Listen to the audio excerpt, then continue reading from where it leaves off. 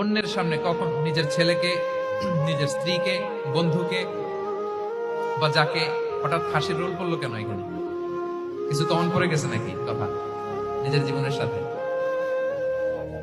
অন্যের সামনে এইভাবে আমরা যেন কারেক্ট না করি।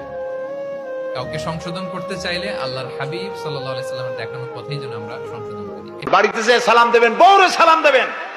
আপনার স্ত্রী আপনার কৃতদাসী নয়, আপনার সমান অধিকার। তা আপনি সালাম দিবেন। ঘরের মধ্যে মুখ কালো করে ঢুকলেন, বউ কিছু কইল না, আপনিও কিছু কইলেন না, মনে হলো দুইজন বোবা।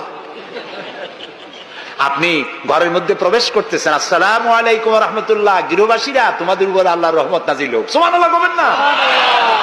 আজকেই এই আমল করবেন, বাড়ি যাইয়ে বউরে সালাম দেবেন। তবে যারাদের কোনোদিন দেওয়ার অভ্যাস নাই তাদের একটা সমস্যা হইতে পারে।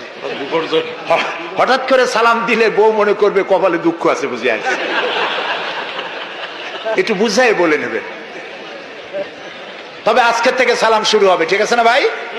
আজকের থেকে শুরু হবে।